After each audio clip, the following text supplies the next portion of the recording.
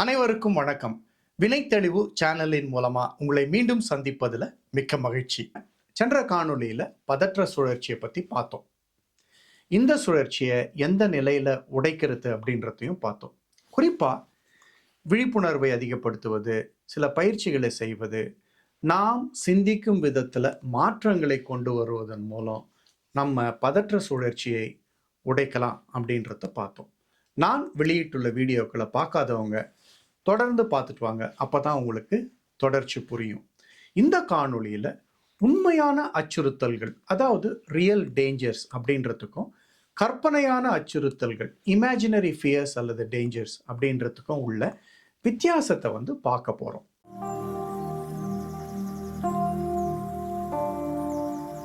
கற்பனையான அச்சுறுத்தலை உணரப்பட்ட அச்சுறுத்தல் அப்படின்னு சொல்லலாம். இதை ஒரு உதாரணத்தோட பார்க்கலாமா? நான் உங்ககிட்ட ஒரு கேள்வியை கேட்குறேன். இப்போ இந்த நொடியில் நீங்கள் 100% பாதுகாப்பாக உணர்றீங்களா? அல்லது ஏதாவது அபாயத்தை உணர்றீங்களா? இந்த கேள்விக்கான பதிலை கொஞ்சம் யோசிங்க. என்கிட்ட ஆலோசனை பெற வரவங்க கிட்ட இந்த கேள்வியை நான் கேட்பதுண்டு. உடனே அவங்க மேலேயும் கீழையும் பார்ப்பாங்க. பார்த்துட்டு இந்த இடம் பாதுகாப்பாக தான் இருக்குது, இதில் எந்த பிரச்சனையும் இருக்கிற மாதிரி எனக்கு தெரியலையே அப்படின்னு சொல்லுவாங்க. நான் கொஞ்சம் நல்லா யோசிச்சு பதில் சொல்லுங்க அப்படின்னு அழுத்தம் கொடுத்த உடனே அவங்க கொஞ்சம் யோசிக்க ஆரம்பிப்பாங்க. ஒரு 1 அல்லது 2 நிமிஷம் யோசிச்சுட்டு ஒரு புதிய பதிலை சொல்லுவாங்க. மேலே உள்ள கான்கிரீட் ஒரு வேளை உடைஞ்சி கீழே விழலாம், அல்லது திடீர்னு யாராவது ஒருத்தர் இந்த ரூம்ல நம்மளை தாக்கலாம், அல்லது திடீர்னு தீ விபத்து ஏற்படலாம் அப்படின்னு சொல்லுவாங்க. முதல்ல நான் கேட்கும்போது ஒண்ணுமே இல்லை, நான் 100% பாதுகாப்பாக தான் உணர்றேன் அப்படின்னு சொன்னவங்க கொஞ்சம் அழுத்தம் கொடுத்து யோசிக்க வச்ச உடனே பதிலை மாற்றி சொல்ல ஆரம்பிக்கிறாங்க. ஒரு விஷயத்தை தொடர்ந்து அவங்க யோசிக்கும் போது கொஞ்சம் வித்தியாசமாக பதில் வருது. அனைத்து விதமான அச்சுறுத்தல்களையும் நினைச்சு மனசு கற்பனை பண்ண ஆரம்பிக்குது. லேசா ஒரு பதட்டம் வருது. இந்த உதாரணத்துல கற்பனையான அச்சுறுத்தல்கள் அல்லது மனதால் உணரப்பட்ட அச்சுறுத்தல்கள் அல்லது இமேஜின்டு ஃபியர்ஸ் என்றால் என்ன அப்படின்றது உங்களுக்கு புரியும். அதாவது நிகழ்காலத்துல நடக்காத ஒரு விஷயம் இப்ப நடந்துருமோ அப்படின்னு நினைச்ச உடனே நம்முடைய எண்ணங்களும் உணர்வுகளும் தொடர்ந்து அந்த கற்பனையை சுற்றியே சுழல ஆரம்பிக்குது. அதாவது மனசு யதார்த்த நிலையிலிருந்து, ரியாலிட்டி அதாவது கரண்ட் மூமெண்ட் அப்படின்னு சொல்றோம் இல்லையா, இதுல இருந்து கற்பனை உலகத்திற்கு போக ஆரம்பிச்சிருது. உண்மையாகவே நம்ம உடல் ரீதியாகவும் மன ரீதியாகவும் இந்த நொடியில பாதுகாப்பாக தான் இருக்கிறோம். ஆனா அபாயங்கள் ஏற்படக்கூடிய சூழ்நிலைகளையும் வழிவகைகளையும் மனசு தொடர்ந்து ஆராய்ஞ்சிட்டே இருக்கு. அதாவது மனசு வாய்ப்பு கிடைக்கிறப்பெல்லாம் எதிர்காலத்துல நடக்கக்கூடிய அச்சுறுத்தல்களை பற்றி எப்பவுமே நினைச்சிட்டு இருக்கு. உங்க வாழ்க்கையில கூட நீங்க யோசிச்சு பார்க்கலாம். ஐயோ இப்படி நடந்துருமோ, ஐயோ அவங்க அப்படி பேசிடுவாங்களோ, ஐயோ இவங்க என்னை பத்தி இப்படி சொல்லிடுவாங்களோ. இது எல்லாமே கற்பனையான அச்சுறுத்தல்கள். இதனுடைய விளைவு என்ன? பதற்றம். இதுல இருந்து நம்ம என்ன கத்துக்கிறோம்?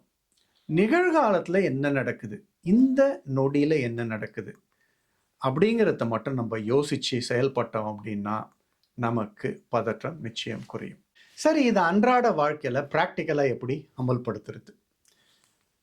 நீங்க வேலை செஞ்சுட்டு இருக்கீங்க, ஒரு 10 மணிக்கு அலாம் வச்சுக்கோங்க, ஒரு சின்ன பிரேக் எடுங்க, உங்களுடைய எண்ணங்களை கவனிங்க, உங்களுடைய எண்ண ஓட்டங்களில் இருக்கும் அச்சுறுத்தல்களை கவனிங்க, உங்களுடைய உணர்வுகளை கவனிங்க. உதாரணத்திற்கு பயம் ஏற்பட்ட உடனே உடல்ல பலவிதமான மாற்றங்கள் ஏற்படும். இந்த மாற்றங்களை கவனிங்க. இந்த நொடியில நான் எதை நினைச்சு பயப்பட்டேன் அப்படின்ற ஒரு கேள்வியை கேட்க ஆரம்பிங்க. அவேர்னஸ் லெவலை உயர்த்துவது, அதாவது நம்மளுடைய விழிப்புணர்வை அதிகப்படுத்துவது நாம் கற்றுக்கொள்கின்ற மிகப்பெரிய படிப்பினை.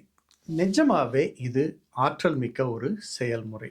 நம்முடைய எண்ணங்கள் என்ன அப்படிங்கிறத நாம் விழிப்போடு இருந்து கவனிச்சாலே பதற்றத்தை குறைக்கலாம். ஆனா என்ன நடக்குது? மனசு தெரிகெட்டு ஓடுது. இதை ஆட்டோ பைலட் மோட் அப்படின்னு சொல்றோம். பெரும்பாலும் அச்சுறுத்தல்களை பற்றி யோசிச்சு அதுல கவனத்தை செலுத்தி நம்ம கவலைப்படுறோம். எதிர்காலத்தை பற்றிய கணிப்புகள், அச்சங்களை பற்றி சிந்திக்கிறதுனால எப்பவுமே பதற்றத்திலேயே இருக்கிறோம்.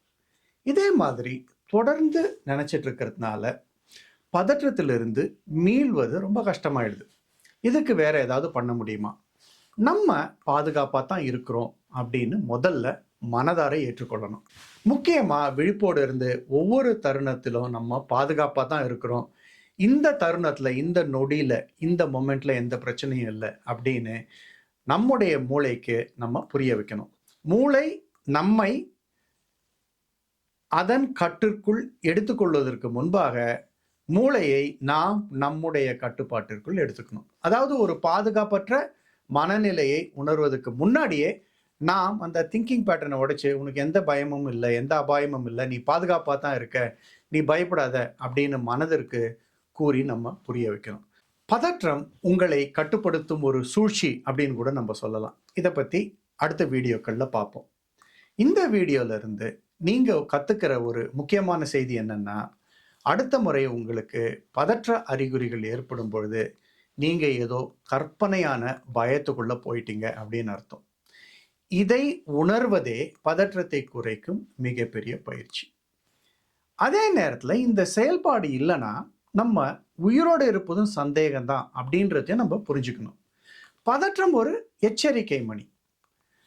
நம்முடைய பணி யதார்த்தத்தையும், அதாவது ரியாலிட்டியையும், எச்சரிக்கை மணியையும், அதாவது வார்னிங் பெல்லையும் பிரித்து பார்க்க கற்றுக்கணும்.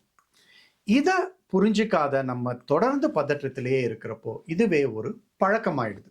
ரியாலிட்டிக்கும் இமேஜினேஷனுக்கும் உள்ள வேறுபாடு உங்களுக்கு புரிஞ்சிருக்கும் அப்படின்னு நினைக்கிறேன். பதற்றத்தை பற்றி தொடர்ந்து பார்ப்போம். சப்ஸ்கிரைப் பண்ணாதவங்க இந்த சேனலை சப்ஸ்கிரைப் பண்ணுங்க.